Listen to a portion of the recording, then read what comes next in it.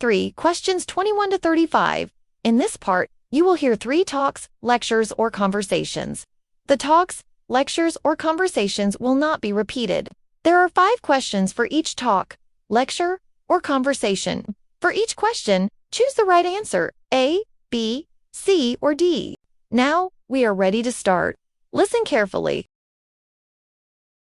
Questions 21 to 25 refer to the following conversation. Welcome, everyone, to this introductory course in education. Since many of you are planning to become teachers, I'd like to begin by offering you a glimpse into what the teaching profession looked like in the early 20th century. Understanding the history of teaching can help you appreciate how much the role has evolved. Back then, being a teacher meant living under a strict set of rules that governed nearly every part of one's life, not just in the classroom, but also in daily personal activities. There were detailed expectations about how teachers should dress. For instance, they were often prohibited from wearing bright clothing, styling their hair in certain ways, or wearing skirts above the ankle. After working hours, their lives remained highly regulated. Teachers could be penalized for visiting places like bars or ice cream shops. Many districts required them to be at home by 8 p.m. sharp and even restricted their ability to travel without written approval. Their relationships were also closely monitored. Some school systems banned teachers from dating or marrying if they wanted to keep their jobs. In some cases, teachers weren't even allowed to smoke or socialize freely. Questions 26 to 30 refer to the following conversation. Today, let's explore the topic of tropism in plants.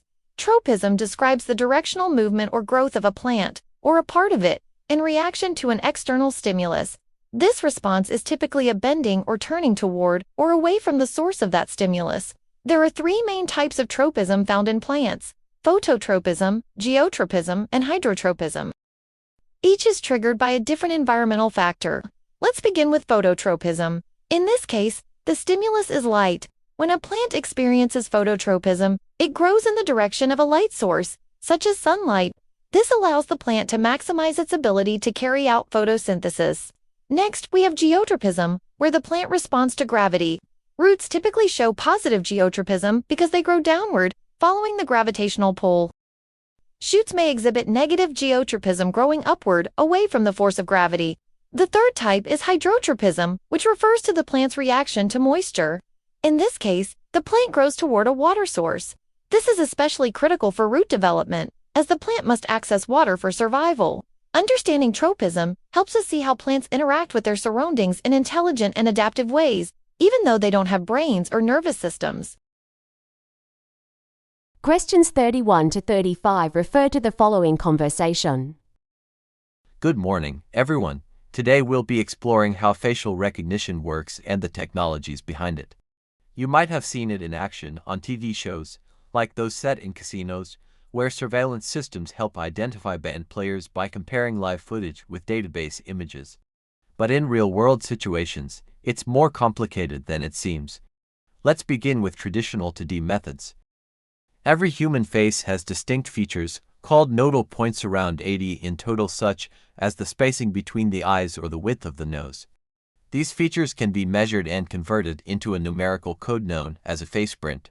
While this system can compare images like ID photos, it only works if lighting is uniform and the person looks straight at the camera. Variations in angle or expression can reduce accuracy. To overcome this, newer systems use 3D models.